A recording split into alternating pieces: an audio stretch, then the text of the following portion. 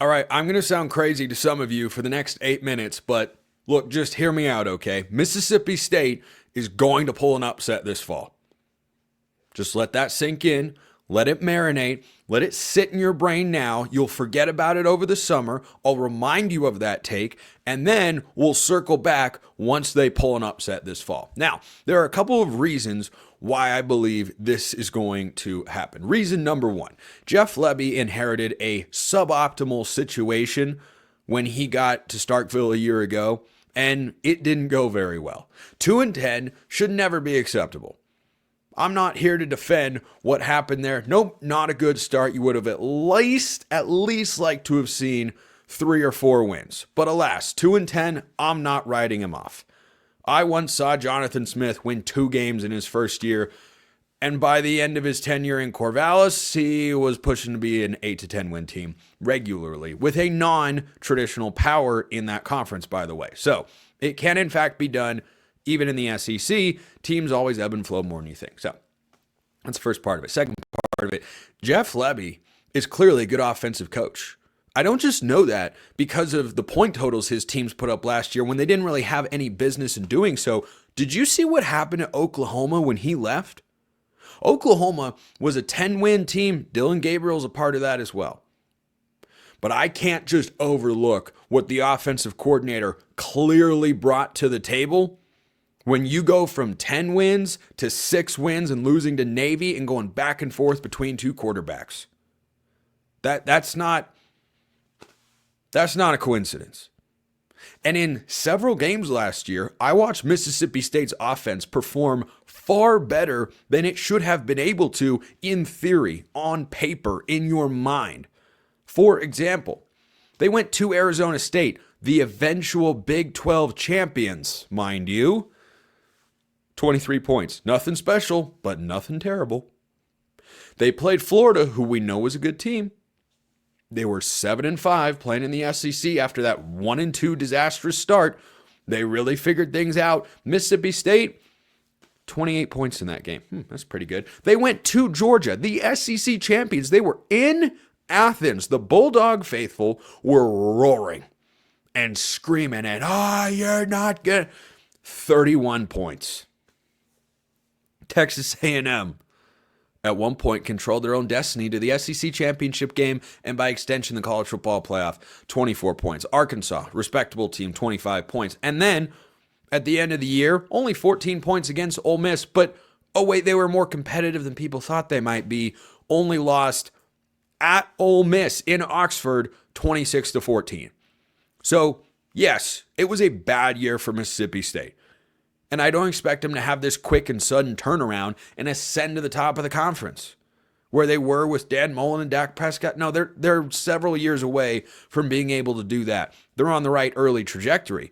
I'm just saying for this year, they have the lowest win total, according to our friends at FanDuel, of any team in the SEC.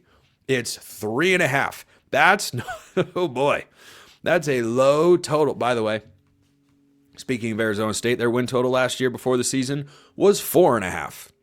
I liked them to go over that total. I really didn't see the whole 10-2 Big 12 champs coming, but lo and behold, Vanderbilt has a win total higher than Mississippi State.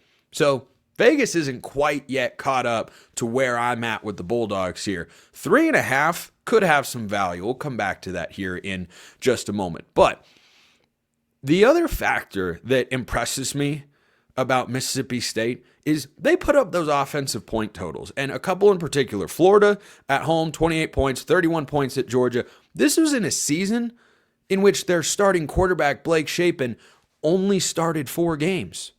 Now, you might not have been that impressed with Blake Shapen from his time at Baylor.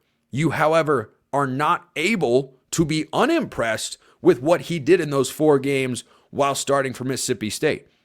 He threw for over 900 yards, 8 touchdowns, 1 pick.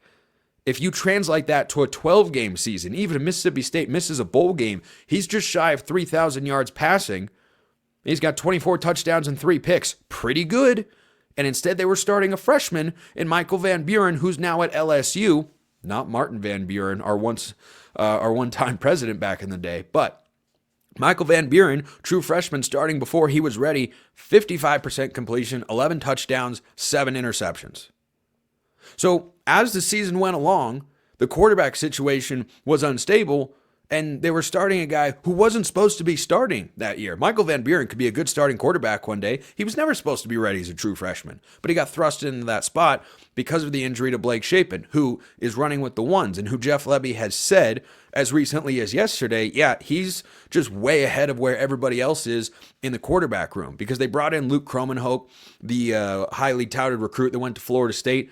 Well, Florida State's got their quarterback situation figured out with Thomas Castellanos coming over from Boston College. And so Kromenhoek says, okay, I'm going to Mississippi State, where he could be the quarterback of the future. I don't know. It's an option, but really their priority is keeping Blake Shapen healthy, because clearly when he was there, well, they were pretty good with regards to what they got out of the quarterback position. Now, Coleman Hutzler's their defensive coordinator, and he's going to have to be better, just straight up across the board. He might have better players. Remember when I mentioned earlier in this segment that Mississippi State is on the upward trajectory? Yeah, top 30 recruiting class in 2025, number 15 portal class, by the way. Their composite talent acquisition for the 2025 cycle, which is blending portal and high school recruiting, is 30th in the country. Number 28 high school class, number 15 portal class. They're bringing in 24 guys to Starkville who decided, you know what, Mississippi State's actually the place I want to go. I like what Jeff Lebby's bringing to the table. I think he can be a good coach and go out there and succeed. They've brought in 12 players on offense, 12 on defense, which is phenomenally balanced. Now, their top wide receiver, Kevin Coleman Jr., he transferred to Missouri. He had over 900 yards last year. That's a good pickup for the Tigers. So I talked about in yesterday's show, Bo Pribula's got a guy that could be a bona fide number one to replace Luther Burden there. But I look at what Mississippi State has done after that happened and say, at least you recognize where your weakness might have been. Take away your number one receiver. You have a quarterback who you want to have options for. How about 6 wide receivers in the portal? Of the 12 offensive portal additions that Mississippi State has brought in for 2025, 6 of them are wide receivers. So they are throwing everything at the wall and seeing what's going to stick. I tell you what, that's a lot of guys at the same position. And oh, by the way, of those 24 transfers, 9 of them are from other SEC schools, other SEC players that saw Mississippi State go 0-8 in league play a year ago and said, I want to go play for that. Just keep an eye. Just keep an eye. And when you're building a program that can be tougher to win at than some others, you know, Kalen DeBoer just had a down year at Alabama. They went 9-4. Okay. At Mississippi State, you'd call that a contract extension. At Alabama, we discuss whether your job is safe. So not every school is the same. I don't think I have to explain that to all of you, so I won't in greater detail. But if he goes in and has a win against one of these 3 teams that I'll mention in a moment, it'll be kind of one of those building block moments. And every coach, wherever you go, you're looking for those moments to put your program on the map, to give your players, your coaching staff, your fan base belief that, hey, we're going in the right direction. I would watch for these 3 games. They play Arizona State at home, second week of the season in a return game from last year. Yes, that would be an upset if an 0-8 SEC team beats the Big 12 champions. They lost by 7 on the road in Tempe a season ago. At Missouri. Now, I don't think Missouri's a great team. We'll see what they are with Bo Pribula, but that would be seen as an upset if they were to go into Columbia and win. And then the Egg Bowl. Ole Miss, last week of the regular season. If Blake Shapen's healthy, if things have started to gel a little bit, rivalry games, I mean, it was more competitive last year than it should have been. You now shift that onto Mississippi State's home turf. Why the heck not? I think Mississippi State will win one of those 3 games. As we get closer to the season, I'll narrow down which one. Arizona State, Missouri, Ole Miss. Mississippi State will win at least one. Appreciate everyone listening. I will see you next time. And until then, hope you have a wonderful rest of your day.